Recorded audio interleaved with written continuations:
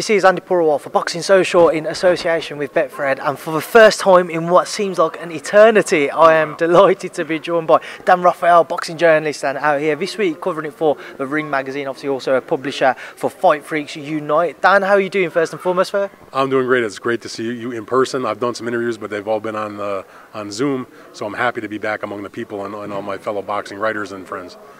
It's good to hear. Obviously, let's get straight into it this week. And Manny Pacquiao returns to the ring against Yordenis Ugas. As everybody, I imagine, was disappointed with the Errol Spence news with his torn retina in his eye. But the show goes on. Pacquiao-Ugas. What do you make of it, Dan? Like you said, I mean, certainly a disappointment that Errol fell out with the injury. I mean, first of all, hope that Errol is okay and recovers and comes back. He's one of the best fighters in the world and a good guy and a hell of a fighter. So I certainly wish him a speedy recovery. But if you're going to have to replace an Errol Spence, Yordenis Ugas is a pretty damn good replacement. And it's not even like a guy who's a replacement that just took the fight on short notice.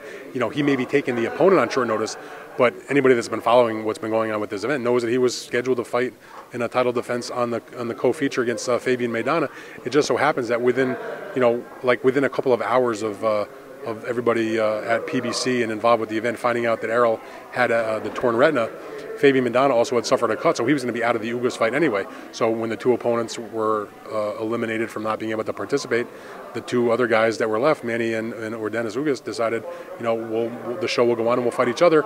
And it's a pretty good fight. I mean, other than the biggest names in the welterweight division, the Manny Pacquiaos and Errol and Danny Garcia and Sean Porter and Thurman and Crawford, Ugas is like that next guy that's on that list. So it's a very reputable, worthwhile fight, in my opinion. Maybe not the same name recognition as a Spence, but still a worthwhile event to pay attention to, in my opinion. At this stage in Manny's career, people are questioning kind of what's left. What can he still offer? 42 years of age, hasn't fought for a couple of years now. Will that lack of activity play a part on Saturday night, do you think, Dan? It's impossible for you, me, or anybody to know.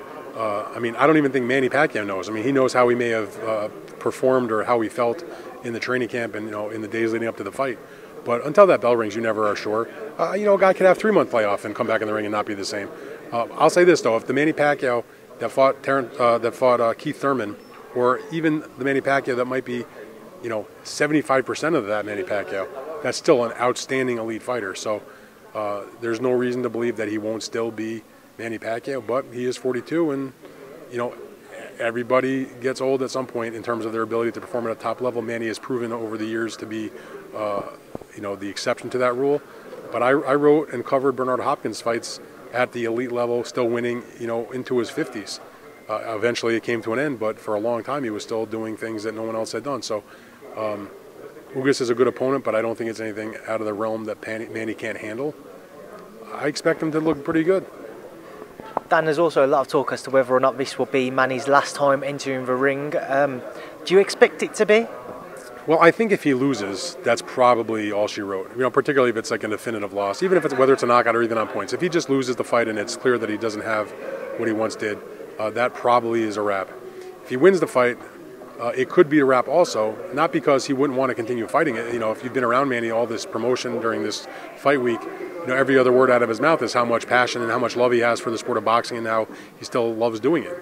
So he doesn't want to retire, but the realities of his life may command that happen because he's a senator in the Philippines. Most people expect that he's going to run for the presidency of the Philippines. The election is in May.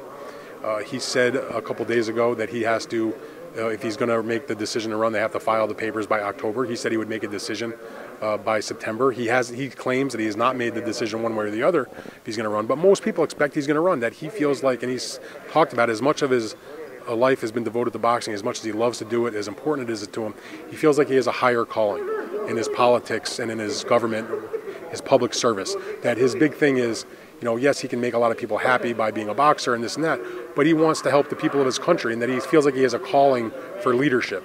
I wrote a whole thing about that today for the Ring magazine, and that to him that would be more important than staging another boxing event. Now, what I could see is he wins against Ugas, announces his retirement, decides he's going to run for the presidency. Election is in May. I could see him maybe losing the election.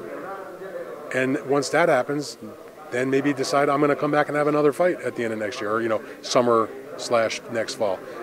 it would be less than a year out of the ring, probably. Not out of the realm of possibility. And maybe at that point they either reschedule the Spence fight if Errol is medically clear. Manny spoke with a small group of writers after the formal press conference on Wednesday that if he's still going to box, he still wants to fight Spence, he still wants to fight Terrence Crawford. So if he's going to box, I think at the very least we'll see him against top opponents. Just on Terrence Crawford, obviously we saw the news that it's expected tomorrow the WBO will order purse bids for his fight with Sean Porter. Dan, what do you make of it, Terrence versus Sean Porter? Well, it's a terrific fight, and the fact that they're going to order a purse bid is what they stated when they ordered the fight in the first place. There's a very specific protocol. They order the fight. The sides have a roughly 30-day window of free negotiations. If they don't make a deal, then they schedule the purse bid, which is presumably what would happen this week if they don't make a deal, which doesn't look like they're going to do that. But the thing that some people forget is that just because they schedule the date for the purse bid, it's not like they're going to have the purse bid on the next day. There's going to be another couple of weeks between the time that they schedule it and the time that it occurs. So now, I don't think it necessarily will happen in a Porter versus Crawford fight, but for some fights, that 2-week window provides additional time for people to make deals. So that does happen. In this particular case, that probably won't happen, but at the end of the day, they'll announce what the date for the purse bid is, and then, come the next 2 weeks or so, they'll have the purse bid, and whoever puts up the most money wins the promotion rights. It could be Top Rank, it could be the folks involved with PBC, which is usually Tom Brown, TGB Promotions, or it could be an outlier. Maybe Eddie Hearn bids on it for some reason. Maybe Triller comes in like they did and blows everybody away on the Teofimo Lopez George Kambosos fight and gets themselves a pretty premium marquee event. Just on that, you mentioned in Triller there, the Teofimo Lopez fight that they won the purse bids for. Do you have any idea as to where things currently stand with that? My understanding is, well, number one, there had been complaints from the Teofimo Lopez side that when Triller said they wanted to try to put the fight in Australia, even though they won the purse bid and the promoter that owns the rights to the fight can put it anywhere they want. They don't have to consult with the other boxers. But in Lopez's case, they petitioned the IBF because there was conversation that Triller would kind of take the fight to Australia, which is George Kambosos' home country. The problem that the Lopez fight had, and I spoke to his manager, David McWater, about this a number of times, they don't have a problem fighting in Australia or anywhere. Their issue was if they were to go to Australia, that would put everybody in their team in a 14-day quarantine. And they felt like that was not fair to a boxer trying to train for a championship fight to make him quarantine for 14 days when you're trying to make weight and trying to get in your training. So they took that to the IBF. The IBF made a ruling in the last week or so that said Triller can put the fight anywhere they want as long as there's no quarantine. So with that said, Triller has talked about the possibility of bringing the fight to the Middle East if they can find the right deal. And again, David McWater, the manager for Teofimo Lopez, told me, he says, we're fine with that. As long as there's no quarantine, we will have no problem going if they want to do the fight in Saudi Arabia or the UAE or any place there is. As long as there's no quarantine, we'll travel, no problem. Just moving forward again, finally, it seems like that undisputed super middleweight bout will be taking place in November. Canelo-Plant. First and foremost, Dan, obviously he was there in May when he fought Billy Joe Saunders, Canelo that is. How excited are you to see a potentially undisputed bout now taking place? Well, it will take place in November. That's the fight to make. I mean, I know that people talk about Canelo fighting that guy and the other guy and other names, Charlo and David Benavides, and maybe back at light heavyweight against a Beterbiev or a Joe Smith. All of that in due time. To me, I'm all about the process. Go and clean up your division. He's been talking for quite a while about being undisputed. It's a great opportunity to create a piece of boxing history if he beats Caleb-Plant, and similarly, a tremendous opportunity for Caleb-Plant to also become the undisputed champion and make the most money he's ever made in his entire career. To me, it's the right fight at the right time. It makes sense. There was zero issues in terms of sanctioning body approval, in terms of promotional entanglements, in terms of television or broadcast issues, because Canelo was a straight free agent both on the broadcast front as well as on the promotion front. So that was the whole reason why he did what he did to become a free agent, so he could do short-term deals. He did the one fight with Eddie. Things went great. He did a 2-fight deal with Eddie. Things went excellent. Nothing against Eddie. He was very happy with the way they worked together. For this situation to get the fight that he wanted, he's going to go do a fight with PBC, which means he'll be back on Fox pay-per-view in the United States. And it's a big event. It's the chance for a big-time historical fight for the guy that is the pound-for-pound #1 and arguably the face of boxing, at least on this side of the pond. Him and Anthony Joshua 1 and 1A, I suppose. But it's the right fight at the right time. I think it's a tremendous matchup. I love Canelo in the fight, but I have a huge respect for Caleb-Plant. I'm happy that they were able to get the deal done. That's the bottom line. And in this year particularly, it's been such a miserable year with fights being canceled, postponed, or not being made. To be able to finally get, we hope that there's no issues between now and actually taking place, that we'll see a bona fide fight. I mean, Caleb-Plant's an undefeated champ. Canelo was obviously a proven unified undefeated, not undefeated, but undefeated in the weight class, and has most of the belts. Let's get it on. We saw Taylor Ramirez earlier in the year, undisputed bout, granted both obviously with top rank. We've seen Canelo and Plant bout will take place in undisputed bout. A lot of talk about that Fury AJ undisputed bout. Is the tide kind of turning now in boxing where politics aren't getting in the way as much as what maybe we used to think, or we still maybe think, to try and make these big fights? I don't think so. I think everyone is a one-off. That if there is going to be an undisputed fight, or there's cross-promotional events that take place, it's done because it makes sense at the time. That it just so happens we've seen a few in a row that have worked that way. Now, in terms of the Ramirez-Taylor fight for undisputed that you mentioned, that was not that complicated. They're both with top ranks, so they were going to make the fight. I'm still skeptical that we're going to see Fury against Joshua. Obviously, they're both going to have other fights between now and then. Presumably the Wilder and Fury third fight does take place finally. Anthony Joshua's got his hands full with Usyk coming up in September, so that I'm still skeptical about. The Caleb-Plant and Canelo undisputed, we've discussed the reason why that was, and it wasn't easy to make. Obviously, there was issues because it never took place in September as they were hoping for.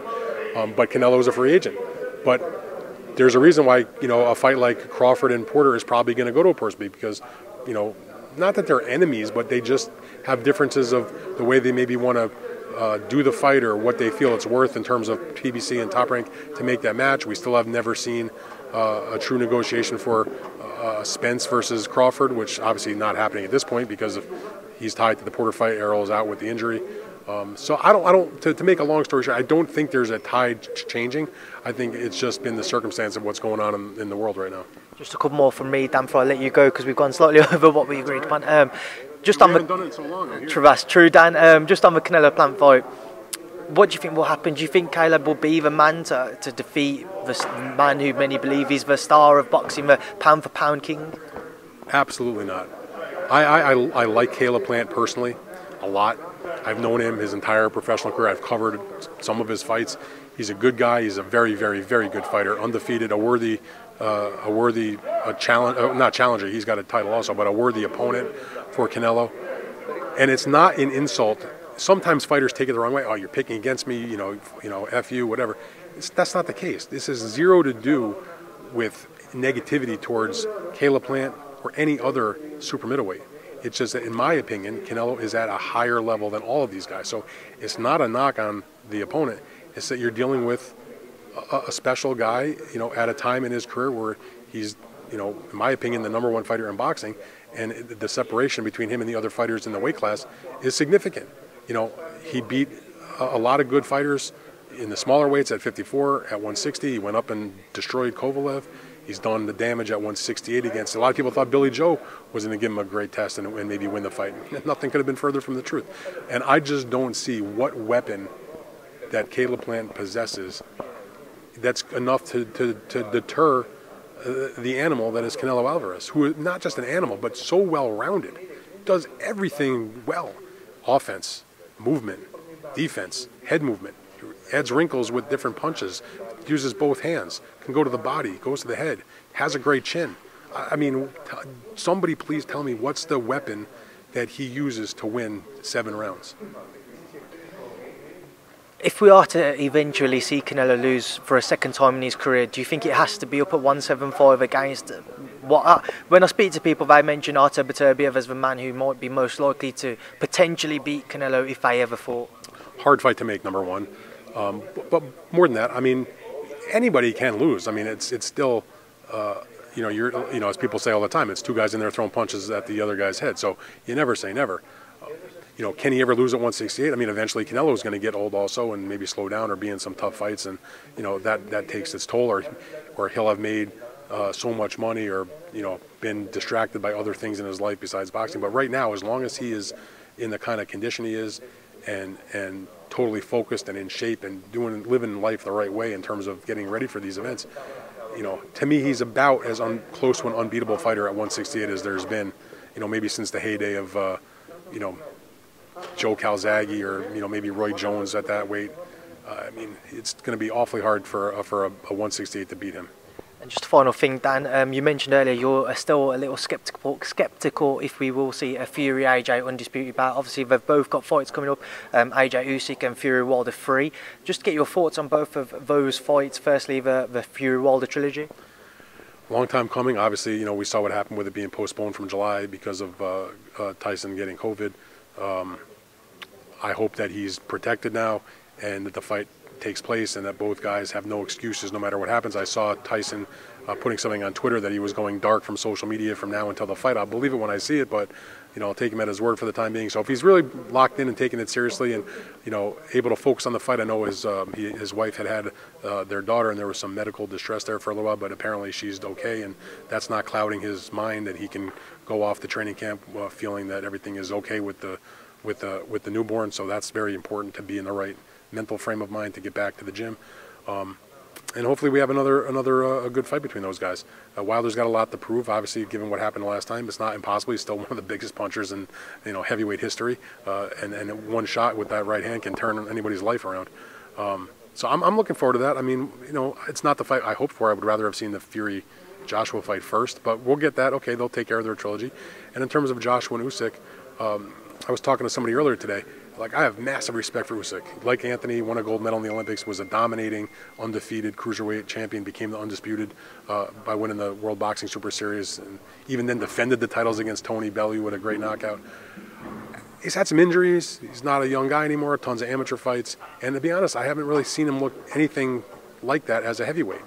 He looked okay against Chaz Witherspoon, who was like a lower level, fringe contender, hadn't been relevant for many years. He stopped him, but nothing to write home about. And what was his other fight at heavyweight? Just a Derek Chisora fight. He's had 2 heavyweight fights to my recollection. Chisora gave him a hell of a fight. I mean, almost won the fight. There's nothing I've seen from him as heavyweight that tells me that Joshua should be in fear of anything dramatic. That may be tricky, maybe have some trouble finding him for the first few rounds, but at some point, that's going to have to be a fight. And Anthony, I think, is a smart fighter. I think Rob McCracken is a tremendous strategist and trainer. Huge respect. I love the way he put the game plan in for the Andy Ruiz rematch. He'll figure out, the right game plan. And Anthony's also got that punching power that you need. And I just see him winning the fight. I just feel like that if Fury and Joshua do come through, I hope we don't have to go through more. I don't know if my heart can take another however many months of the back and forth of will they, won't they, the money, this, where it's going to be, and Eddie Hearn talking every 30 seconds about it's going to be done next week. I can't deal with that. I'm sure you're not the only one, Dan, and I can vouch about myself. I speak for a lot of boxing fans, I believe, when I say that if they're going to do it, please, I pray to you, just put the same deal back in place that you had before Wilder won the arbitration, and we can just get the fight done, regardless of whether it's in the United States or it's back in Saudi Arabia where they hope for, or it goes to Wembley Stadium in the UK, wherever. Just come on, just don't drag it out forever. It's very well put there, Dan, and we will leave it because I know you've got to shoot off. You've got some things coming up to take care of, but it's been a pleasure to catch up with you once again. Hopefully it won't be as long till the next one. Thank you for speaking to Boxing Social. Always a pleasure. Appreciate it. Thank you so much.